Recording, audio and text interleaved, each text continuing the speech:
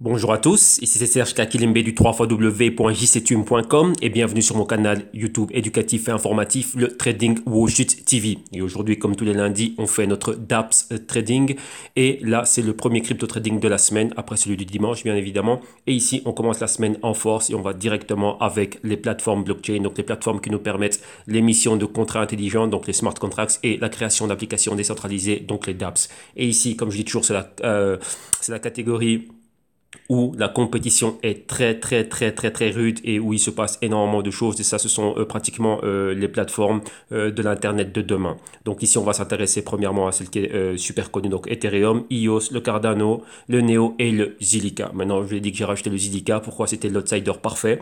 Premièrement, on avait toujours, on va dire, on avait notre podium, hein, donc notre top 3. Et ensuite, on a vu quoi? Bon, on a vu des cryptos émerger, donc EOS qui est rentré directement dans le top 5. Donc après, on a eu un Quartior. Et maintenant, ben voilà, on a un cinquième intervenant, le Zilliqa, qui est arrivé très fort et qui a, comment dirais-je, frappé fort avec des choses concrètes. Donc là maintenant c'est un outsider parfait. On peut même plus parler d'outsider.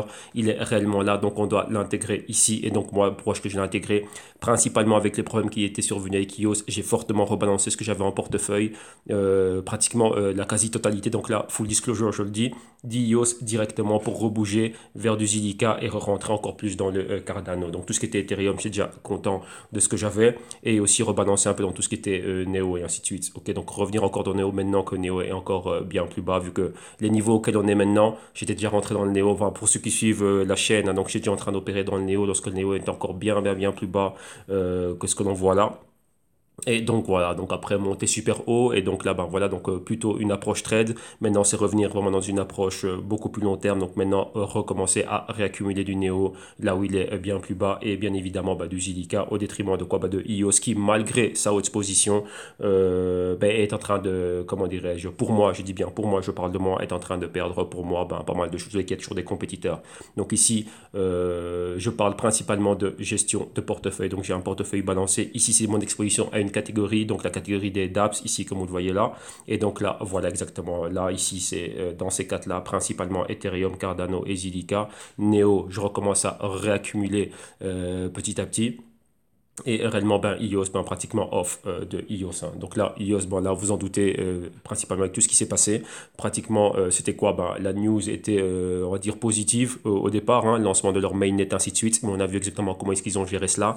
Et donc là, on reconnaît le manque de gouvernance, le manque d'expérience et de ce qu'est, ce que je dirais quoi, la phase embryonnaire hein, de tout cet écosystème. Et on le voit refléter dans ce qui se passe avec le iOS. Mais c'est au niveau des investisseurs, ça ne pardonne pas. Vous avez vu son prix où il est. Donc voilà, bien évidemment, avant de commencer, je dois rappeler que tout ce que je vais analyser, les tests que je vais soutenir et ce dont je vais débattre avec vous ici, donc principalement du price action, que tout ceci n'est que dans un but illustratif, démonstratif et informatif. Et donc en aucun cas, cela doit être pris comme une incitation à trader, spéculer et investir avec des actifs financiers qui sont très volatiles, qui dans ce cas-ci sont le EOS, l'Ethereum, le Cardano, le Zilliqa et le Neo. Donc faites vos analyses, vos recherches et vos investigations très poussées avant de placer un trade ou un investissement. Rappelez-vous que votre capital est en risque, ce sont des actifs volatiles à rente variable et donc prenez toujours vos décisions sur base d'éducation financière et méfiez-vous des publicités mensongères qui vous promettraient des retours impossibles sur l'une ou l'autre de ces actifs. Ok?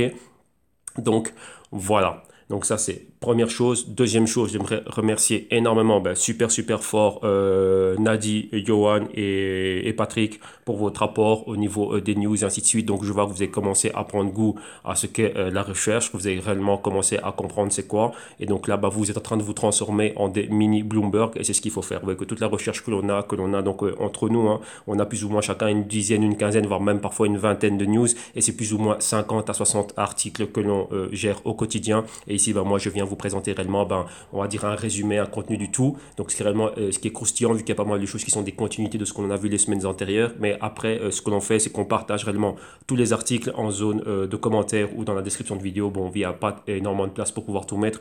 Donc, après aussi, vous voyez que c'est fait dans la zone de commentaires. Comme ça, vous aussi, vous allez pouvoir aller étudier cela, faire vos investigations et que cela va vous inspirer et vous orienter vers des futures et d'autres analyses, comment dirais-je, à votre propre discrétion, bien plus en profondeur, ok, sur l'une ou l'autre des cryptos que l'on va énoncer et suivre aujourd'hui. Donc voilà, ça c'est dit. D'un autre côté, vous savez aussi que toutes ces vidéos, vous allez pouvoir les retrouver au 3 fois w.jtune.com. Et ici aussi, vous avez nos services et nos solutions. Rappel, il y a le Q3 qui est en train d'arriver. Donc là, ce sera pour le week-end prochain. Le Q3 va commencer à être publié. Donc il y a encore pas mal de choses qu'on va rajouter. Là, on est déjà au mois de juillet. Donc on va voir exactement comment on va commencer le mois. Et donc ça va être excellent ce qui va être fait dedans.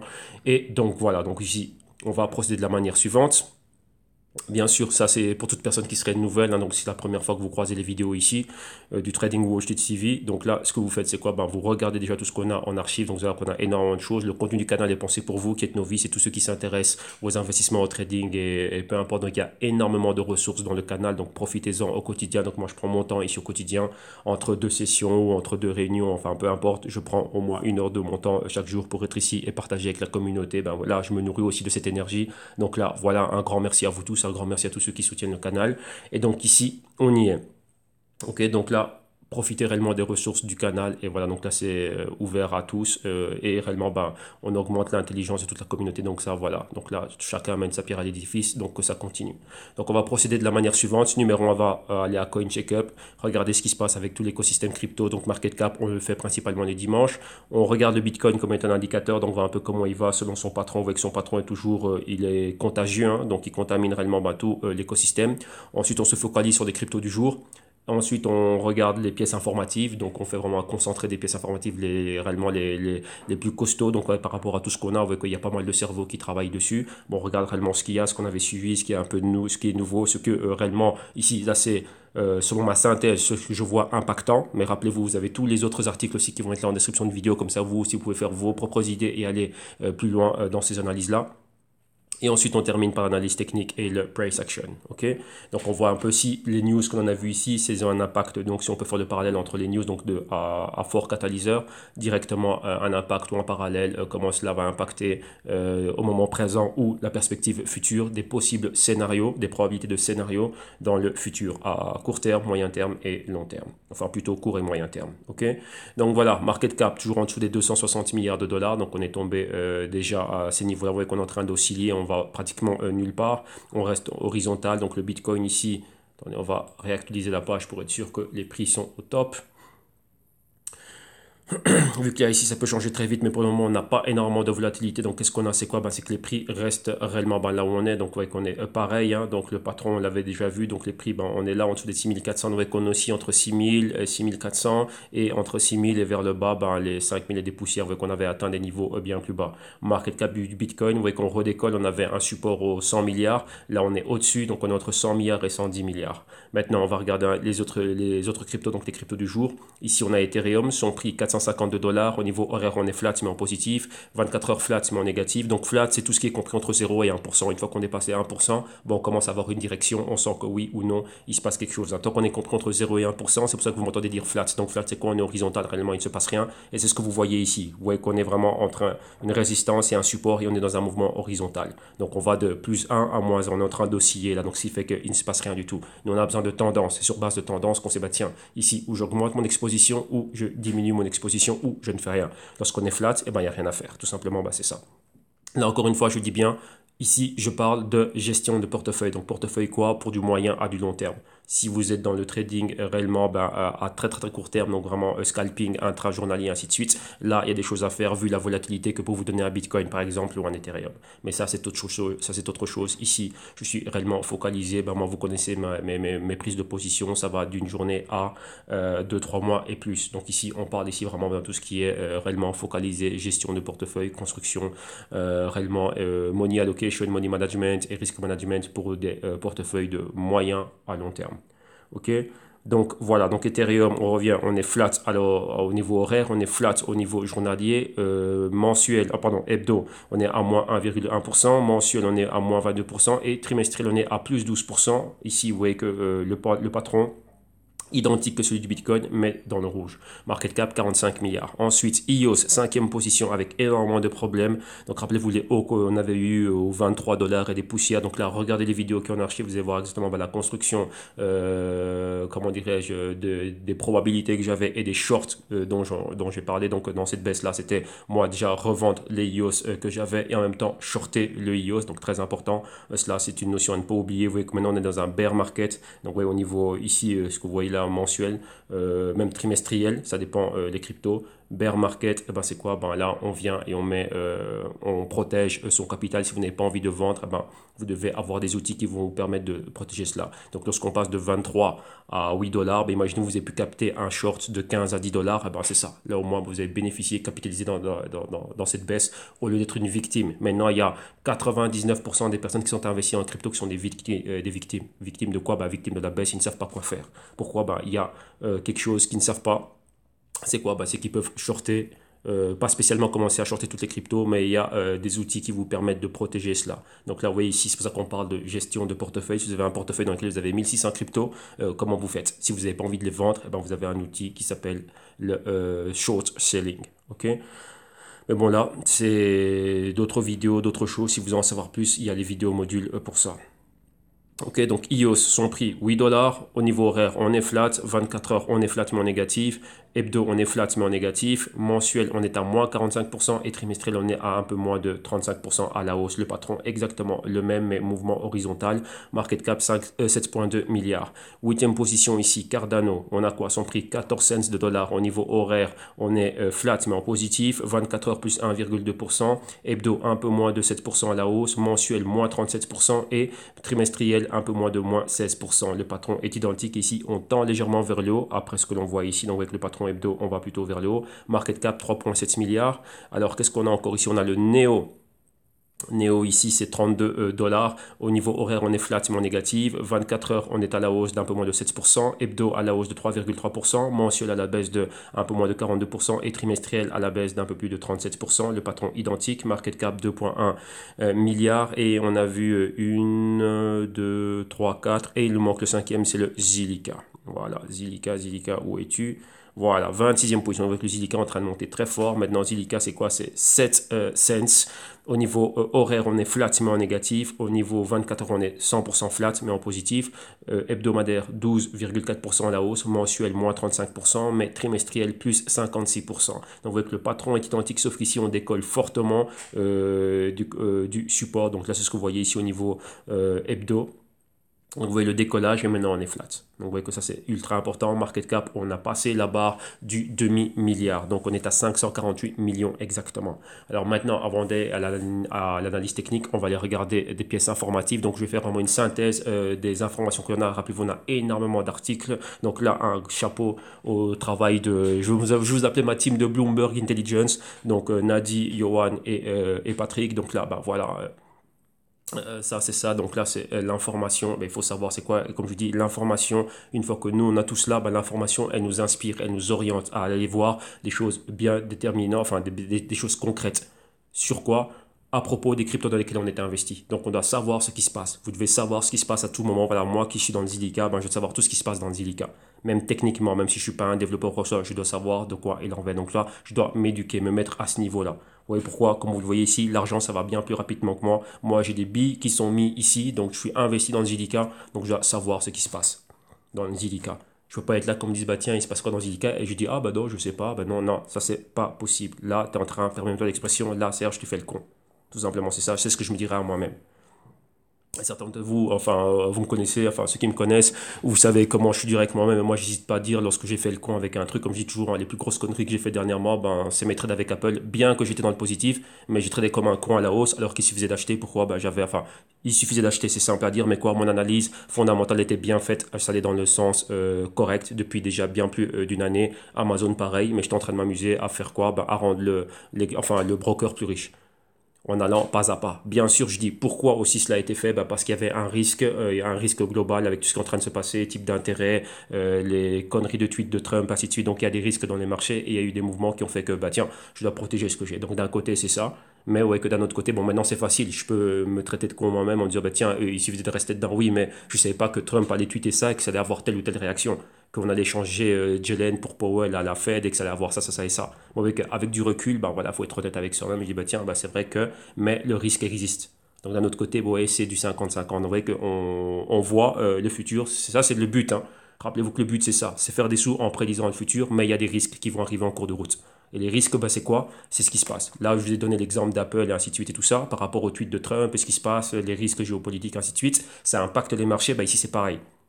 Si vous n'êtes pas au courant de ce qui se passe, ici on va dire les risques de l'écosystème crypto, parce qu'il peut se passer ci, il peut se passer ça, ou la régulation, ou ceci, ou cela, ou un ban, ou quoi que ce soit, bah, ça va impacter les prix de manière négative, ou un hack. On l'a vu que les cryptos sont très sensibles aux catalyseurs, et ben voilà, il y a un risque pour le capital que vous avez investi dedans. Donc maintenant c'est à vous à prendre la décision correcte, ou je réduis mon exposition, ou je reste tranquille, ou ben, j'ai de la couverture, ou je short. Ouais. Donc là, c'est ça. Donc là, c'est très important. Donc là, ben, merci à mon équipe d'intelligence. Donc voilà. Alors maintenant, on va ici aux news et on va commencer, si je ne me trompe pas, on commence avec quoi ici? Voilà, ça c'est Ethereum, voilà. Ethereum, et qu'est-ce que l'on a maintenant avec Ethereum? On voit que maintenant qu'il y a eBay et d'autres compagnies bien connues comme les Foxconn, ainsi de suite. Ceux qui ne connaissent pas Foxconn, ceux qui font des parties des iPhones, ainsi de suite, et Samsung et tout ce que vous voulez. Donc des Foxconn, c'est ça, ce sont des grosses corporations. PwC, Consulting, donc top 3, top 4 des compagnies de consulting au niveau mondial. Tout ceci vient de rejoindre quoi? L'alliance Ethereum. Donc, il y a une alliance des entreprises pour utiliser Ethereum. Donc, Ethereum, c'est une alliance qui est immense. Hein, ça. Donc, il y a, je crois, 700 et des poussières de compagnies, plus de 500 compagnies sûres et certains. Et donc là, que dernièrement, vous voyez qu'il y en a quoi, 70 qui ont rejoint cela. Et maintenant, il y a eBay qui a intégré cela. Donc, qui a intégré l'alliance, comment dirais des entreprises Ethereum. Et maintenant, bah, il y a quoi ici, c'est quoi exactement concernant eBay? C'est que maintenant, ils vont commencer à accepter des paiements, comment dirais-je, en crypto. Rappelez-vous que eBay avait racheté PayPal, avec lequel, voilà, ils commençaient à PayPal lorsque les Peter Thiel, Elon Musk, ainsi de suite, ont créé PayPal. Ils l'ont revendu à eBay. Et c'était quoi? Bah, c'était le numéro un au niveau des modalités de paiement et la plateforme de paiement qui était utilisée sur eBay. Bah maintenant, vous voyez, le monde évolue, bah, ils sont en train d'intégrer la blockchain et maintenant quoi? Bah, les cryptos et maintenant ils viennent de rejoindre cette alliance. Cette alliance, ça fait quoi? Déjà numéro un, vous entendez le mot Ethereum, donc Ethereum avec plus de 500 grosses corporations derrière, donc ça ne va pas disparaître. Mais d'un autre côté, bah, qu'est-ce que ça fait? Ça fait en sorte que quoi? Bah, dans tout ce qu'ils sont en train de faire au niveau blockchain, bah, on va toujours donner une utilité à Ethereum et ils vont continuer à mettre de l'argent dans ce qu'ils ont dans leurs bénéfices, profits, ainsi de suite, pour de la recherche à ce niveau-là. Et principalement, c'est Ethereum qui va être le plus grand bénéficiaire. Donc, vous voyez que Ethereum, c'est ce qu'on dit, Ethereum est centralisé. Pourquoi? Parce qu'il y a des corporations centralisées derrière. Donc là, il faut connaître l'historique d'Ethereum. Ouais, c'est très important de connaître cela. Et maintenant, vous voyez qu'il y a d'autres grosses corporations, d'autres grands noms qui viennent d'être rajoutés à cela. Donc, vous voyez que là, ça fait partie des fondamentaux à connaître au niveau d'Ethereum. Donc, ça, voilà, ça c'est le numéro un. Maintenant, on continue ici. Et maintenant, on va à la NBA. Donc, vous dites, tiens, NBA, qu'est-ce qui se passe ici? Sacramento Kings. Et là, en plus, j'ai vu ça ce matin de Peter Saddington, le monsieur Bitcoin Lamborghini. Bon, il a été connu pourquoi? Parce que c'était c'est un ancien développeur, consultant informatique et tout ça, ainsi de suite. Et bon, ça fait longtemps qu'il investit et qu'il mine du Bitcoin et était fort connu aux États-Unis. Je crois qu'il est d'Atlanta, lui. Pourquoi? Bah parce qu'il avait acheté une Lamborghini avec des Bitcoins. Ouais, c'est un fan de voiture et donc voilà. Donc ça avait été documenté, on en a parlé à CNBC. Enfin, aux États-Unis, ça fait pas mal de trucs. Et j'ai vu que dernièrement, bah, pas plus tard que hier soir, hein, j'ai vu qu'il parlait de cette news ici, bah, que l'équipe de Sacramento Kings est en train de miner de l'Ethereum. Mais maintenant, pourquoi? Bah, pour des bénéfices, pour des fondations et des organisations, pour aider quoi? Bah, des communautés. Et ici, c'est pour aider la communauté noire de Sacramento, donc en Californie. Et d'un autre côté, ouais, c'est pas la première entité. Rappelez-vous que ces équipes sont des compagnies privées, c'est pas la première entité qui fait cela, mais pas à des fins, oui, à des fins non lucratives ici, donc pas pour leurs propres intérêts, mais pour des programmes communautaires. Et ici, c'est ça, c'est pour aider la communauté noire dans la région de Sacramento en Californie. Donc voilà exactement pourquoi ils le font. Et ce ne sont pas les seuls qu'on voit ici. Il y a pas mal d'autres choses qui ont été faites aussi au niveau des organisations qui utilisaient le minage de crypto afin de lever des fonds et faire pas mal de choses pareilles. Donc voilà. Donc là, les Sacramento Kings, ben voilà. Donc là, c'est une bonne initiative. Et comme vous voyez, l'UNICEF aussi avait fait cela. Ouais. Pour aider quoi, on voit ici, voilà, avait miné de l'Ethereum pour aider à lever des fonds pour les enfants en Syrie. Donc vous voyez que là, bah, c'est quelque chose qui existe maintenant. Là, c'est maintenant Sacramento Kings au niveau local. Et donc là, voilà exactement bah, ce qui se fait. Donc vous voyez que là, il y a pas mal de choses. Avec les cryptos, ben, c'est ça, hein, il y a des entités, des fondations et ainsi de suite bah, qui l'utilisent. Donc là, bah, c'était quelque chose de curieux de voir cela, bah, quelque chose auquel je ne m'y attendais pas. Donc voilà, agréable surprise, on va dire. Maintenant, Ici, on va aller à un article. Ça, c'est un article que j'avais. Donc là, je vous le donne ici, mais réellement, je l'ai survolé. Ça parle de la différence entre le nouveau type de jetons qui vont être faits sur Ethereum. Donc, on a les ERC20. Hein. Donc, c'est ERC20, c'est comment dirais-je, le type de jetons qu'on avait. Donc, les EIOS, donc tous les jetons qui étaient lancés à travers la blockchain d'Ethereum, ben voilà, ont comment dirais-je, cette étiquette qui leur est collée. Donc là, c'était tout ce qui était Tronix, VeChain et EOS avant leur migration. C'était des ERC20. Et maintenant, bah, il va y avoir quelque chose. Donc, dire, on va améliorer cela. Et maintenant, ils vont passer à ce que le ERC 777. Donc là, l'article ici, je l'avais gardé dans un petit coin. Je vous le partage ici, mais je ne vais pas le commenter. Pourquoi? Parce que je ne l'ai pas étudié en profondeur. Donc, je ne peux pas parler de ce que je ne connais pas réellement en profondeur. ERC20, je le sais, je le connais. Et là, je vois ici juste la grande ligne. Donc là, bon, on y reviendra. Donc ici, où on le commentera ici dans la zone de commentaires. Mais là, je vous donne l'article ici. Je m'étais rendu compte que je ne l'avais pas passé, il assemblé avec tous les autres. Donc voilà, donc ça c'est quelque chose de quoi? Ben, vous savez que Ethereum principalement, il y a trois choses clés, hein. Donc au niveau de son évolutivité, donc tout ce qui est le plasma, le Casper et le sharding, donc qui on voit que son évolutivité, son smart contract, et ainsi de suite, et comment ça va. Et bien sûr, la transition de proof of work à proof of stake, donc c'est très important. Donc là, pourquoi le Casper et le plasma? Mais maintenant, au niveau des ERC20, donc rappelez-vous, c'est pour ça qu'il y a eu aussi pas mal de migrations, enfin pas pour ça spécialement, mais il y a eu pas mal de migrations, donc des cryptos qui ont été lancés, donc créés sur Ethereum, maintenant ont leur propre blockchain. Et donc là, maintenant, bah, c'est quoi? Bah, ils se disent, bah, tiens, on avait quelques bugs ici ou là avec Ethereum, maintenant, nous, on peut faire mieux. Donc là, d'un côté, c'est quoi? Bah, forcer aussi qu'il y ait une migration. Donc c'est quoi? Ben, si on voit que ces projets-là fonctionnent bien, comme un Tron ou comme un EOS ou quoi que ce soit, qui ont migré de la blockchain d'Ethereum, que leur propre blockchain, et qui arrivent à pallier les problèmes, donc à dire à solutionner les problèmes qu'ils rencontraient sur la blockchain Ethereum, ben, imaginez-vous ce que peuvent faire d'autres personnes qui ont aussi créé des projets sur Ethereum et qui décideraient de bouger. Et donc, vous voyez que là, il y a un gros débat, mais on va dire, bah, tiens, mais ça pourrait tuer Ethereum. Mais rappelez-vous, c'est pour ça que j'ai commencé par vous parler de l'article avec l'alliance qui a été créée sur Ethereum. Et là, il y a des grosses corporations. Qui dit grosses corporations dit big money. Et le big money, il est là, et on va dire quoi? Bah, Ethereum, toi, on te prend comme chouchou. Donc, d'un autre côté, tu es un peu comme notre darling. Donc voilà, même s'il y a de la compétition, bah, il y aura toujours de l'argent qui est ici. Rappelez-vous que tout ça, ce sont des startups. Et une startup a besoin de quoi? De capital. Et ici, qui c'est qui a le capital? Bah, c'est les compagnies qui sont derrière Ethereum. Donc vous comprenez de là où 1 plus 1 égale 2. Hein. C'est une des facettes et une des raisons pour lesquelles Ethereum est là où il est. Donc il faut comprendre qui est derrière. Comme je l'ai souvent dit et je le répète encore, les mêmes personnes qui étaient derrière Mark Zuckerberg et qui ont fait de Facebook ce que Facebook est aujourd'hui, c'est les mêmes personnes qui sont derrière Vitalik Buterin maintenant qu'il n'y a que lui à Ethereum. Donc les autres ont bougé pour faire leur projet. Et ben voilà, ce sont les mêmes personnes. Et donc là, ben, regardez la trajectoire de Facebook. Et historiquement, on va dire qu'on a un patron qui se répète ici. Regardez Ethereum et Vitalik Buterin. Et vous allez voir que c'est un parallèle parfait. Donc ça, on avait étudié ça dans le Q2 du Global Crypto Research, donc les personnes qui étaient derrière. Et donc là, voilà, il faut comprendre cela. Et vous voyez que lorsqu'on a des personnes comme ça, comme conseillers ou comme parrains qui sont derrière nous, qui viennent du monde du big money, eh ben, vous voyez qu'après c'est facile de convaincre, ou bien même pas convaincre, hein, de ramener à bord un eBay, de ramener à bord un PWC, de ramener à bord un Foxconn, de ramener à bord qui que ce soit. Pourquoi? On a des tentacules, on a des bras longs. Chose que ne peut pas faire le petit projet qui vient de commencer, si la petite startup qui a quelque chose, mais elle a besoin de capital pour exister, et elle n'a pas la bonne exposition. Rappelez-vous ici, tout est une base de capital. Ce sont peut-être des projets de start-up décentralisés, mais ils ont besoin de capital pour exister. Et qu'est-ce qu'on a vu dernièrement? On a vu pas mal d'acquisitions qui ont été faites, et des ci et des ça. Ok? Donc là, voilà. Maintenant, on va directement, donc là je saute Neo, je saute IOS et ainsi de suite, on va à Zilliqa, pour moi c'est le compétiteur direct à ce qui est, et même pas, oui, compétiteur direct à ce qui est Ethereum. Pourquoi? Parce qu'eux ils ont réussi à solutionner le problème sharding et réellement le mettre en application là, maintenant. Et là, qu'est-ce qu'ils ont? Bah, ils sont encore en train de faire leur testnet et il y a encore un autre lancement qui va être fait. Donc tout ça c'est positif pour le Zilliqa et vous avez vu que quoi? Ces fondamentaux solides, ces catalyseurs solides, on en a vu un parallèle directement à quoi? À son trimestre. Leur trimestre a été positif. Donc là, voilà. Donc là, oui, c'est ça. Chose positive qui se passe, concrète, et c'est positif d'un autre côté. Et ça continue. Bien sûr, il y a l'influence de tout l'écosystème, mais on voit qu'ici, comme on le voit ici, hein, sur une rampe de lancement et la fusée est prête à décoller, et Zilliqa, c'est réellement ça. Pourquoi? Parce que des problèmes qu'ont des grands, rappelez-vous, ils n'ont pas le même capital.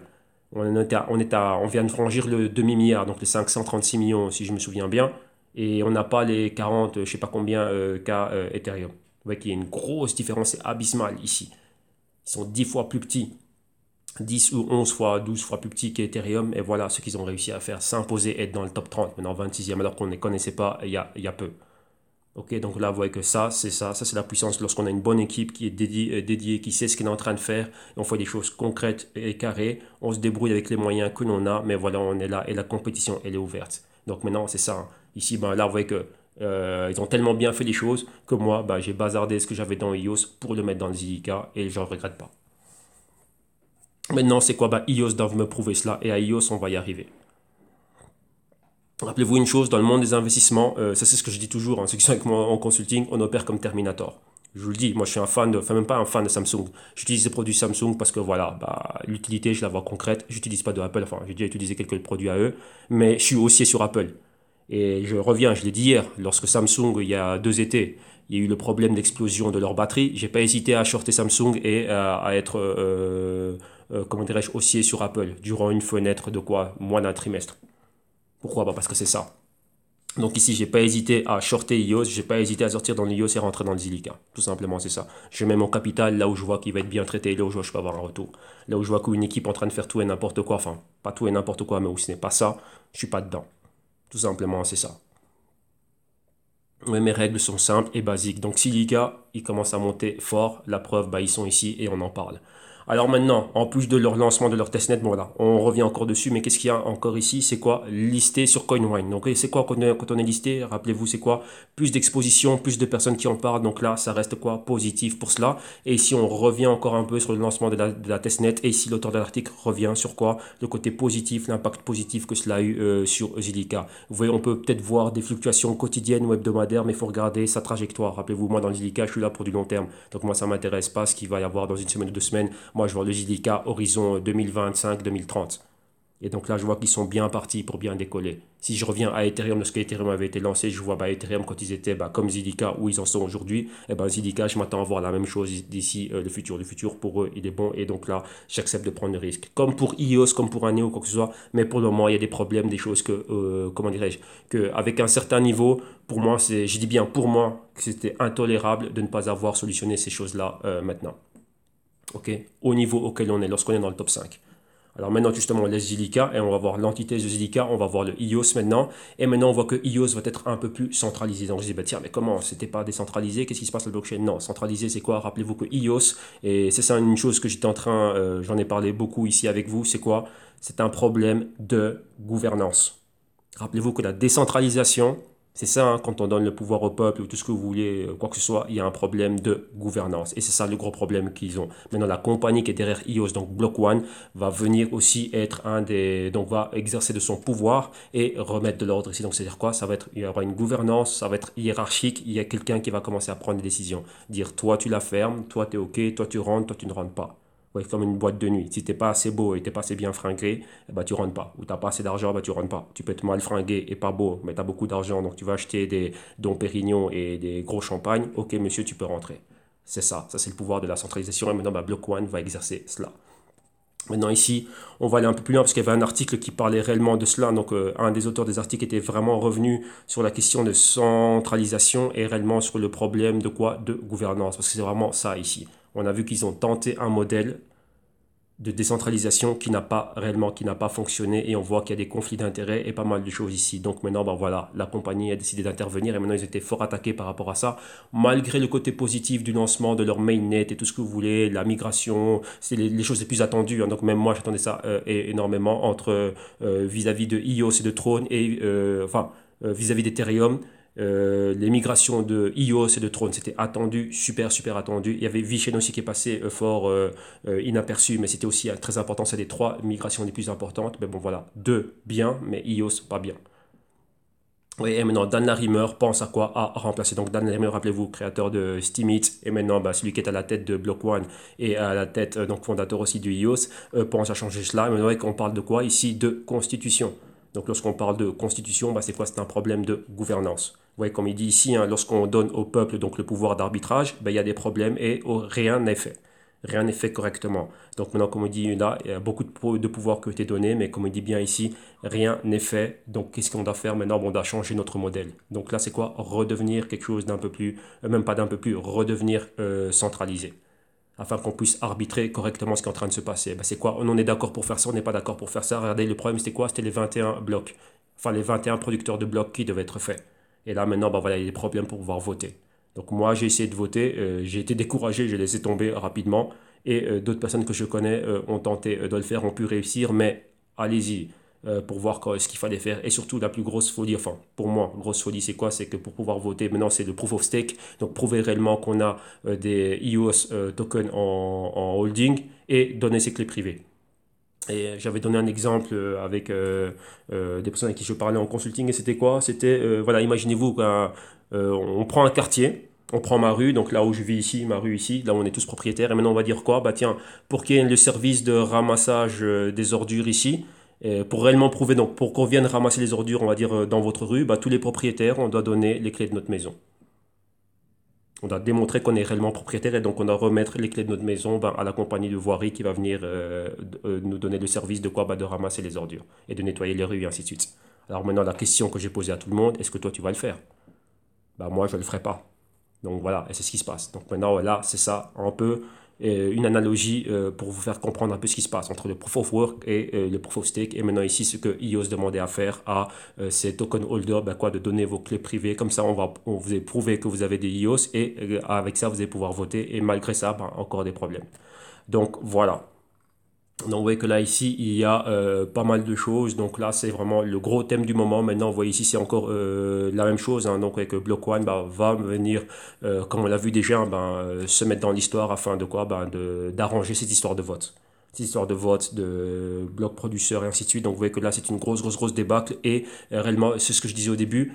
Lorsque tu as fait une ICO de 4 milliards, que tu as levé pas mal de fonds, que tu es dans le top 5 des cryptos, ce genre de choses, ça ne peut pas arriver. Ce genre de choses, ça ne pardonne pas. Et là, je vais vous donner l'exemple que je vous ai donné avec Apple et Samsung. Samsung, c'est une grosse, on va dire c'est le numéro 2, enfin numéro 1, numéro 2. Enfin, c'est le top 3 du podium, c'est Apple, Samsung ou Samsung, Apple avec Huawei si vous voulez. Ça, c'est le top 3 au niveau mondial. Lorsque l'un d'entre eux a un problème, les investisseurs ne pardonnent pas. C'est on bouge notre capital et on te short. Alors ici, imaginez-vous avec EOS et dans un écosystème qui est dans une phase embryonnaire qu'on n'arrête pas de critiquer au quotidien. Ouais. Donc ça, c'est très important. Donc là, vous voyez exactement la même chose. Maintenant, on continue. Et maintenant, voilà, hein, c'est exactement la même chose. Vous voyez qu'il y a pas mal d'articles qui reviennent. Donc, en gros, c'est la même chose. Hein. Depuis le lancement de la mainnet, problème de constitution, problème de gouvernance, problème de vote, block producers et tout ce qui va avec. Tout ça, c'est un tout, mais avec différentes facettes. Donc là, c'est la facette lancement du mainnet et le problème de constitution, comme on a déjà vu. Mais avec ça, c'est un gros problème. Et EOS, il n'y a que ça pour le moment. Et donc, on va terminer avec EOS. C'est quoi? Maintenant, au niveau du public, hein, donc moi, vous, tous ceux qui sont dans EOS, j'en connais qui sont dans EOS, et enfin qui étaient, on va dire, s'ils en avaient 100, maintenant ils en ont peut-être 2, 3, 4, 5. Ouais, moi c'est le cas. Et maintenant, c'est quoi? On n'est pas content, tout simplement, c'est ça. Et là on se dit, tiens, il y a des choses qui devraient se passer mieux que ça. Et donc vous voyez que partout, donc là, il suffit d'aller regarder sur Twitter, Reddit, Medium, enfin partout on parle du EOS, et voilà, là c'est le gros problème, voilà ce qui se passe. Mais maintenant, il n'y a pas que ça. On va regarder aussi un peu ce qui se passe ici. Et il y a aussi des choses qui sont bien. Une histoire, c'est quoi? Ici, il y a une compagnie High Fidelity qui a créé un monde virtuel sur EOS. Donc, et rappelez-vous, EOS, c'est une plateforme qui permet la création d'applications décentralisées, smart contracts, ainsi de suite. Et il y a une compagnie High Fidelity qui, elle, veut utiliser le blockchain pour créer quoi? Un monde virtuel. Donc là, ça rejoint un peu ce qu'il y a dans le film Ready Player One. Donc, tout ce monde virtuel, ainsi de suite. Et le tout est créé ici sur le monde EOS, enfin sur la plateforme, enfin sur la blockchain de EOS. Et cette compagnie est backé par qui? Par Mike Novogratz, une personne que l'on sait qui est super haussier sur tout ce qui est crypto et qui aussi investit aussi dans le EOS. Donc vous voyez que tout n'est pas négatif. Et ici, rappelez-vous, je le dis bien, c'est un problème de gouvernance. Et moi, comme je dis, moi, Serge, personnellement, j'ai retiré mes billes tant que ce problème de gouvernance n'est pas réglé. Rien ne m'empêche de rentrer un peu plus loin lorsque tout se passe bien. Là, tu as un problème, je suis allé vers tes compétiteurs. Tout simplement, c'est ça. C'est le monde du capital et c'est comme ça que c'est les règles du jeu. C'est comme ça. Mais maintenant, qu'est-ce qu'il y a? Il y a des choses aussi positives qui, dans toute cette débâcle, sont en train de se créer. Et donc, voilà. Donc là, aussi, il y a des choses qui sont bien. Et ça, c'est une d'entre elles. Donc, vous voyez ici la compagnie High Fidelity. Donc là, je vous ai joint leur Crunchbase. Comme ça, vous pouvez voir la compagnie, ce qu'elle fait. Elle est basée à Silicon Valley. Ce qu'on est en train de faire, de blockchain, ainsi de suite, et tout le tralala. Et cette compagnie-là, comme vous avez vu, ils travaillent pour créer toute cette nouvelle réalité. Et ils travaillent encore avec 2 autres compagnies directement avec eux. Donc Second Life. Second Life, comme on le dit, c'est quoi? Avoir une seconde vie. Et c'est quoi cette seconde vie? L'avoir dans le monde virtuel. Donc là, vous voyez que ce sont des compagnies qui bossent ensemble pour vous permettre d'avoir ceci. Et il y a déjà un jeton qui a été utilisé qui est le Linden X. Et ce jeton a déjà fait, ils ont déjà eu des transactions de l'ordre de 4 milliards de dollars qui ont été faites dans cette vie virtuelle ici. Donc vous voyez que ce sont trois compagnies qui bossent. Enfin, Linden X, enfin Linden, qui a aussi un exchange qui va sortir, donc Linden Lab avec High Fidelity et cette compagnie ici, c'est Second Life. Bon, tout ça, ça bosse ensemble dans le High Fidelity et le tout sur la blockchain d'IOS. Donc, vous voyez que ça leur a permis de développer leur business model et d'aller encore un peu plus en avant. Donc, vous voyez que voilà, on attend que IOS se récupère pour que ces business-là puissent continuer à exister. Et bien évidemment, vous avez une personnalité comme Mike Novogratz qui a investi dedans. Et un investisseur, ça n'aime pas perdre de l'argent. Donc vous voyez ici que si vous regardez ici High Fidelity, ils ont reçu pas mal d'argent. Ça c'est Galaxy Digital LP, ça c'est Mike Novogratz. Et en série D, donc ils ont quand même mis quoi 35 millions. Oui, il y a des grands noms, hein, Breyer Capital, True Ventures, ainsi de suite. On ne met pas des 35, 22 millions dans quelque chose qui ne va pas fonctionner. Et bien évidemment, créé sur la blockchain de EOS. Donc on s'attend à ce que ça aille de l'avant. Là, rappelez-vous, comme je dis bien, c'est un problème de gouvernance.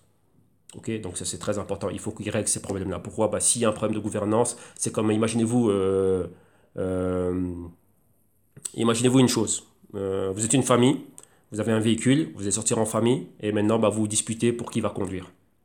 Ah non, c'est moi. Ah, toi, t'as conduit hier. Ah, t'as conduit ce matin. Ah non, c'est moi. Toi, tu conduis pas bien. Toi, t'as fait un accident il y a un mois. Bah non, bah c'est moi. Bah, vous savez quoi? Le temps passe et vous êtes allé nulle part. Et la dispute, elle continue. Et donc maintenant, il y a quelqu'un qui doit dire, bah tiens, on va faire un système de vote pour voir à qui on va remettre la clé. Et maintenant, le système de vote aussi ne fonctionne pas. Donc, et il n'y a pas de vote qui a été fait, et on n'a encore rien fait, on n'a pas bougé, et la voiture est toujours dans le garage, et nous, on n'a pas commencé notre voyage. Donc, voilà, un peu pour résumer l'histoire, bah, c'est ça. Parce qu'on se dispute sur qui va prendre les rênes et qui va nous amener là où on doit aller. Bah, vous voyez ici, il y a des personnes qui ont mis de l'argent, et des compagnies qui sont ici, qui comptent sur IOS pour qu'IOS se développe afin qu'ils puissent faire leur business. Mais maintenant, la chose que je vous dis, dans le monde du capitalisme, la patience, et surtout lorsqu'on parle de capital, le capital n'a pas beaucoup de patience. Si ça, c'est pas réglé, eh ben, il y aura des migrations. Il y a d'autres plateformes qui sont là, fonctionnelles, prêtes à accepter cela. Il y a Zilliqa qui est là, qui attend. Ou bien on peut se dire, vous savez quoi, ben, on va bouger d'IOS, on va retourner à Ethereum ou quoi que ce soit. Mais maintenant, comme vous avez vu aussi, ben, Mike Novogratz, je pense qu'il a un certain degré d'accord ici, vu qu'il a monté un truc, le IOS Fund, je ne sais pas quoi, avec eux. Donc il y a quand même il y a quelque chose d'un peu plus solide derrière. Donc voilà. Mais bon, ça, c'est ce qui se passe. On va laisser IOS et maintenant on va aller à Cardano. Donc ici, je vais partager encore quoi? Une des vidéos du Output Hong Kong, donc qui est la compagnie qui est derrière le Cardano. Et là, c'est une équipe très éducative avec des professeurs, ainsi de suite. Donc là, bah, ils ont fait ici, donc au mois de mai, ils ont publié cette vidéo ici où ils parlent un peu de tout ce qui est au niveau des treasury coins. Donc vous voyez que tout ce qui est au niveau, bah, ce système monétaire hein, des cryptos. Donc là, ils en ont fait une présentation. Ici, on a encore une autre vidéo où vous avez encore un autre de ces professeurs ici qui parle de la recherche qu'ils ont fait au niveau du ZK Snarks et du Zero Knowledge. Pour ceux qui savent c'est quoi, vu que nous on étudie ça dans les crypto, dans les Global Crypto Research, ça on parle du Zcash. Mais quand on parle du Zcash, c'est quoi? C'est la technologie qui est utilisée dans le Zcash. Et c'est la technologie du Zero Knowledge. Donc, Zero Knowledge c'est quoi? Ben, si moi je fais une transaction, il y a Zero Knowledge. Donc on ne sait pas qui a fait ça. C'est comme lorsque j'opère avec du cash ou avec des pièces d'or et des pièces d'argent, bah, il y a un côté anonymat. C'est-à-dire quoi? Le gouvernement et les entités ne peuvent pas savoir ce que j'ai fait, quel bien ou quel service j'ai payé avec cela. Et donc là, maintenant, on voit que Charles Hoskinson, qui est à la tête du IOHK, croit fortement dans la privacité et l'anonymat des achats et de l'interaction que l'on a au sein d'une économie. Donc pour lui, c'est quelque chose auquel on a droit, c'est un droit humain, comme il dit bien. Et dit que, donc voilà, donc c'est quelque chose qui doit être implémenté, on doit l'avoir. On doit pouvoir avoir ce degré d'anonymat et de privacité avec notre cash et même surtout dans ce monde crypto. Donc là ici, il y a une étude qui a été faite, une recherche qui a été faite ici de par cette institution au sujet du ZK Snarks et du Zero Knowledge. Donc vous qui avez les Global Crypto Research, vous savez de quoi il en revient. Donc là, vous n'êtes pas étonné lorsque vous voyez ça. Enfin, lorsque vous voyez ces termes-là, vous ne dites pas, ah bah tiens, bah, c'est quoi? Non, vous le savez, on a passé ça en revue. Et bien évidemment, vous savez c'est quoi. Rappelez-vous qu'il y a une autre entité aussi qui tente de faire cela, et là on en a discuté lors des crypto-rapports des samedis, c'est Nasdaq. On a vu, je vous ai partagé une vidéo avec la bourse du Nasdaq qui parlait du Zero Knowledge et comment est-ce qu'ils vont implémenter ça dans l'exchange Nasdaq. Ok, donc vous voyez que c'est super important. Maintenant, autre chose qui s'est passé ici avec Cardano, c'était quoi? Ben, c'était leur invitation à Londres et dans les bureaux de Google pour expliquer la blockchain et qu'est-ce que Cardano fait, c'est quoi le ADA, les cryptos et ainsi de suite et les bienfaits. Donc vous voyez ici, c'est quoi? On a un monde centralisé des grosses entités qui ont le monopole Google ici. Et d'un autre côté, on a ceux qui viennent créer un monde décentralisé. Enfin, même pas, ils viennent créer les plateformes qui vont permettre aux développeurs et aux business models d'avoir ce côté décentralisé. Donc, c'est une union des deux choses. Mais dire, bah, tiens, bah, c'est quoi ici? C'est pas deux mondes qui s'opposent. Non, la blockchain n'est pas venue. C'est une révolution. Comme on est passé du cheval à la voiture, vous voyez? Et maintenant, bah, c'est cette même révolution. Comme on avait les business avec, qui avaient pignon sur rue, après on a eu Internet, maintenant le business est passé online, donc les achats online, et ainsi de suite. Maintenant, on a l'autre révolution, c'est le blockchain. Donc c'est ça. Donc maintenant, bah, Google va pouvoir se bénéficier. La blockchain, c'est comme un nouveau tremplin pour tout ce qui est ces entités centralisées dans le monde de demain, dans leur manière de faire du business demain. Donc ils vont voir comment est-ce qu'ils peuvent l'intégrer et comment est-ce que ça va améliorer déjà ce qu'ils ont en place. Donc c'est quoi? Donc s'ils ont le monopole, eh bien, ils en auront encore plus demain via la blockchain. Donc tout ce qui est décentralisé, bah, c'est vraiment à prendre avec des pincettes. Ok? Faut faire vraiment très attention. Donc il faut faire des études très très très approfondies là-dessus pour bien comprendre c'est quoi et pourquoi bah, se mettre ici ou là ou là. Ok? Donc là, bah, voilà. Donc, vous voyez ici, Google a fait venir l'équipe de Cardano pour si vous voulez plus de clarification sur Cardano et les cryptos et le blockchain et ainsi de suite. Donc, vous voyez qu'il y a des recherches qui sont faites, il y a de l'intérêt. Donc, ici, vous voyez Monsieur Hoskinson ici, dans les bureaux de Google, de par des grosses entités pareilles. Et là, bah, vous voyez que tout se fait. Donc, il y a énormément de travail. Ils sont super, super intéressés par cela. Et donc, là, c'est tout. Mais là, on y reviendra encore après. Donc là, vous voyez qu'il y a encore un autre article qui parle de ceci. Hein, donc ça confirme cela, donc la visite de l'équipe du UHK dans les bureaux de Google. Et maintenant, voilà, il y a Charles Hoskinson qui a encore tweeté pourquoi bah, pour le ADA Wallet, donc ça c'est principalement le Daedalus, donc il y a une version qui a déjà été là, mais cette version n'est pas encore optimale, donc c'est un wallet qui va vous permettre d'avoir et vos jetons ADA et encore d'autres cryptos. Bah, moi j'ai le wallet, mais pour le moment bah, voilà, je l'utilise pas pour parce que c'est pas encore la version top, et même ils le disent, hein, donc il y a une décharge de responsabilité au cas où tiens, si tu perds tout ou il y a un problème, bah, c'est pas le nôtre, on t'avait prévenu, et donc voilà, donc là pour le moment bah, c'est là et on attend des améliorations. Vous voyez que là le travail est continu. Et maintenant, qu'est-ce qu'on a? Bon, on va regarder aussi, là c'est un personnage desquels je vous parle souvent, hein, donc qui présente l'émission Crypto Trader, donc Ran Neuner de CNBC Africa, donc ancien broker de Wall Street, ainsi de suite et tout ça. Et maintenant, qu'est-ce qu'il y a? Bah, lui, il parle de la sous-évaluation du Cardano. Donc pas uniquement que le Cardano, bah, il dit pour lui, bah, tiens, le Bitcoin, et ainsi de suite, ne devrait pas spécialement être là où il est, mais lui, il est super haussier sur des projets comme Cardano et comme Neo. Pourquoi? Parce qu'il dit que là, il y a un énorme potentiel ici et qu'elles sont sous-évaluées, ces cryptos-là. Maintenant, on va revenir sur l'autre côté aussi. Qu'est-ce qu'il y a eu dernièrement? Il y a quelque chose qui a fait couler beaucoup d'encre. On parle d'un possible partenariat entre Cardano et Tron. Bon, là, c'est l'auteur de l'article qui vient mettre un peu sa touche pour générer du buzz et qu'on lit son article. Le tout a commencé avec un tweet de Charles Hoskinson à Justin Sun pour lui disant, bah tiens, au lieu d'utiliser la machine virtuelle et comment dirais-je, l'infrastructure Ethereum pour certaines choses que vous êtes en train de faire, bah, pourquoi ne pas utiliser le Mantis que nous on a?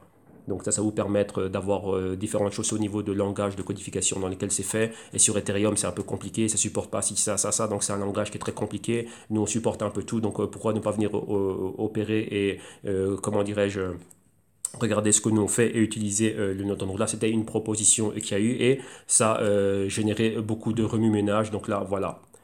Et maintenant, par après, il y a une réponse 48 heures plus tard de Justin Chun qui disait bah, tiens, qu'ils allaient le considérer. Donc vous voyez que juste, il y a des liens ici hein, avec les tweets et ainsi de suite et tout ça. Et il a juste dit, bah voilà, là vous avez le tweet ici de Charles Hoskinson envoyé à Justin Chun. Et après, je pense qu'ils ont introduit, voilà, et je pense qu'ils ont introduit la réponse aussi, bah voilà. Merci pour le conseil. On va regarder, enfin, on pense nous, ce qu'on essaye de faire, c'est de créer la meilleure blockchain possible. Et donc, on va regarder dans le Mantis. Donc, à ce que vous nous proposez, on va voir, bah tiens, bah si, on va pouvoir intégrer ça. Donc, on voit que juste sur base de ça, bah, ça fait tout le remue-ménage qu'on a vu ici. Et donc, ouais, méfiez-vous aussi, comme je vous dis toujours, de ce qui est dit dans les articles. Donc, allez-vous réellement regarder bah, les acteurs concernés, qu'est-ce qu'ils ont dit et qu'il n'y ait pas de distorsion au niveau de leur discours. C'est très important. Donc voilà, la chose, elle est là, il n'y a rien qui est fait, c'est juste une proposition et c'est tout, et c'est aussi simple. Vous voyez, comme vous voyez, maintenant j'ai introduit le Zilliqa. Pourquoi? Lorsque le Zilliqa est venu avec un sharding opérationnel, chose qu'Ethereum tentait de faire, eh ben, on a eu un tweet de quoi? De Vitek Buterin qui dit, bah tiens, félicitations les gars de Zilliqa, bah, ça nous intéresse ce que vous avez fait, parce que voilà, nous aussi on tente de faire cela. Donc là, vous voyez que là maintenant on se dit, ah tiens, Ethereum va acquérir Zilliqa ou quoi que ce soit. Non, on ne sait pas. Ça peut être fait, oui, vu qu'ils ont les moyens. Hein. Zilliqa, c'est tout petit, ça vient de passer le demi-milliard, mais on ne sait pas. Mais il y a un intérêt. C'est ce genre de choses. Après ça, ben, ça laisse libre cours à l'imagination et à toutes les spéculations que l'on voit. Donc faites ultra attention aussi avec l'information. Donc l'information aussi, il faut l'analyser. Ok? Voilà, donc là maintenant on a laissé tout ce qui était TRX, non, pardon, ce qui était Cardano. On a encore une dernière news. Maintenant c'est quoi? Vous avez que Nexo, c'est une compagnie qui est là en train de faire qui permet des prêts entre particuliers et bien sûr des prêts utilisant quoi comme collatéraux des cryptos. Et Nexo, cette compagnie maintenant va accepter le Binance comme collatéral, comme dépôt initial et collatéral pour des prêts et le ADA. Donc rappelez-vous ici, c'est très important, on voit ici pour des loans. Rappelez-vous que les cryptos, ça permet un nouveau genre d'économie. Et comme je dis, il faut étudier le white paper de Satoshi Nakamoto, c'était repris dedans.